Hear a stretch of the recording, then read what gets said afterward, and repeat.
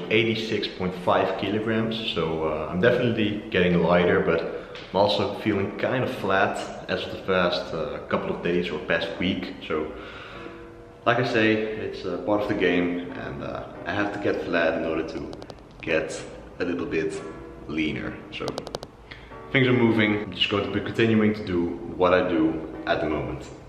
Alright, so for breakfast today I have 70 grams of oats, 1 apple, a little bit of chocolate sprinkles, 40 grams of whey, and a sandwich with, of course, 30 grams of Nutella.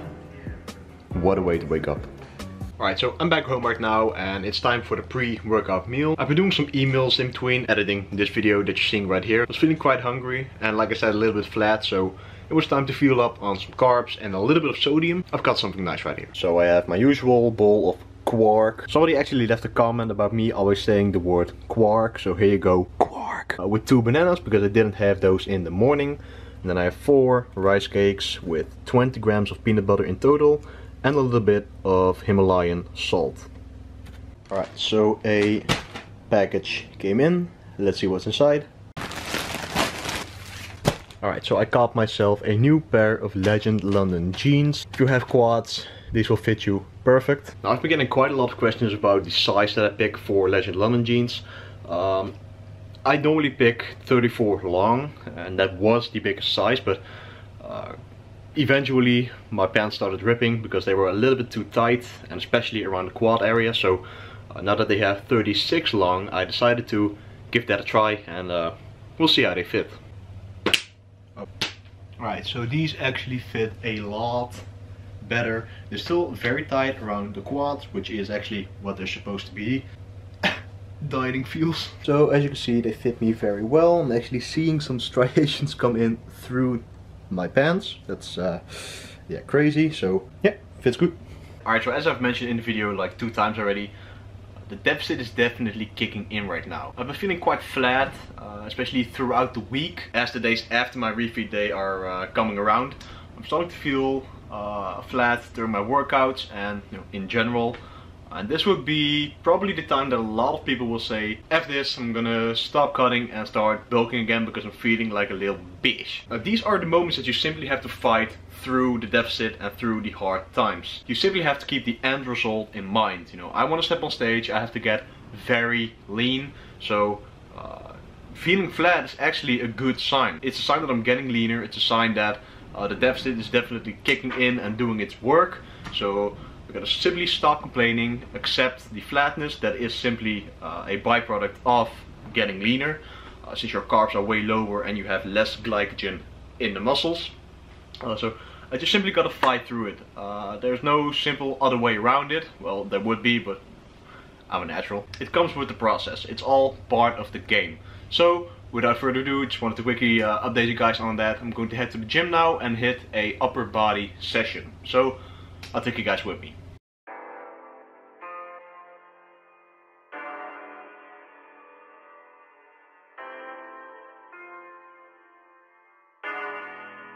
Chuki got the sauce.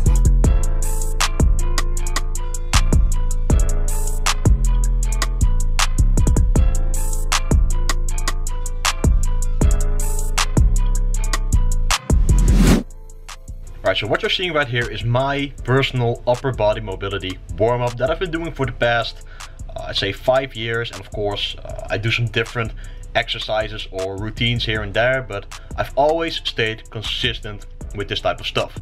I rarely ever see anybody doing this type of stuff, while it's actually a crucial aspect in terms of longevity in the lifting game. Some of the benefits of doing a mobility warm-up are minimizing the risk of injury, promoting blood flow, releasing tight areas, and actually enable you to make more progress due to increased mobility. So I figured it'd be a smart idea to go a little bit more in depth on this whole subject, since it's been requested a numerous amount of times, and ideally I'd like to see everyone who watches my videos to do this pre-workout. Look at it very simple. If you go into any type of movement, whether it be a compound or machine or whatever, with no warm-up whatsoever and your muscles are cold, would it be a smart idea to go up to a serious working weight? Definitely not. And cardio alone won't just cut it either. During a heavy set of squats, for example, you're using so much of your entire leg and core musculature that simply increasing body temperature by doing a 5-minute elliptical warm-up isn't enough. And that is exactly where this type of stuff comes into play. So you can definitely just copy my exact warm-up right here, but there are generally 3 types of warming up that I do recommend you to do. First, you could do a light intensity cardio warm-up of about 5 to 10 minutes. Not trying to break a sweat, and just simply get moving. This will help you increase your overall body temperature, making it so that you have less trouble with the next warming up. So secondly, I highly recommend you to do a mobility warm-up in the form of foam rolling and dynamic stretching. So not static stretching, which usually consists of stretches that you hold for approximately like 30 seconds or so, but dynamic stretches, which force you to go through a certain movement pattern. A static stretching pre-workout has shown to reduce explosive power since you're lengthening the muscle, making it less able to fire properly. So doing some mobility exercises for the lower back and muscles that you're training in the form of a mobility warm-up, and also including some rotator cuff work and lightly warming up the muscles, you're ensuring less risk to strain a muscle when you're working out. So this is actually very crucial, and like I mentioned in the beginning, it's something that a lot of people just overlook and actually decide to skip altogether.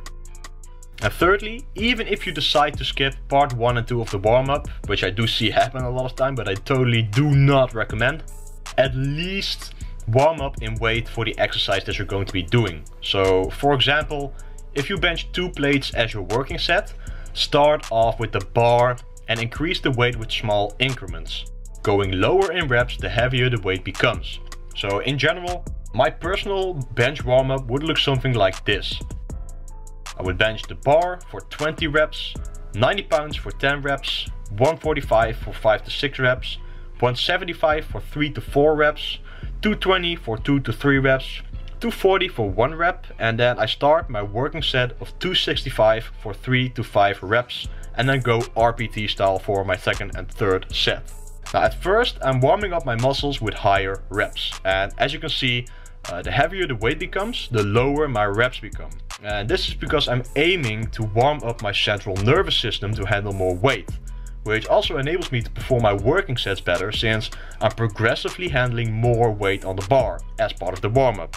And if I were to immediately put 265 on, I would be weaker. And I know it sounds very counterintuitive, but if you really think about it, it's pretty logical. Like I said, I've been doing this myself for the past 5 years or so, and what I noticed from a lot of people is that they are really afraid to get a lot of weird looks, since a lot of these movements are pretty foreign to a lot of people. So my best advice would be to simply keep your own fitness journey in mind. You want to be safe, you want to get the best out of yourself in terms of your progress and like I said, longevity in the game, and not get injured. So you have to do this type of stuff in order to minimize the risk of injury. So in general, that's my mobility warm-up that I do before every single upper body workout, whatever muscle I train. In terms of my bench, as you're seeing right here, my strength is dropping a little bit. I'm not gonna lie, I've been missing a couple of reps on my normal working weight, but I simply have to accept the fact that I'm getting lighter. There's simply less me to press the weight, so I'm not trying to fight it. Of course, I'm trying to maintain my strength as much as possible, but I'm not letting it ruin the mood or setting of my workout.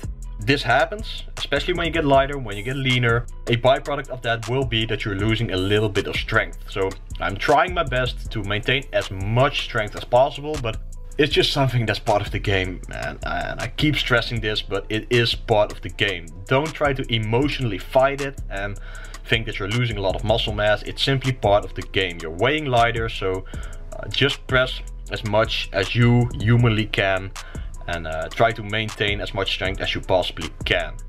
So without further ado, this was the commentary over the video, and enjoy the rest of the vlog.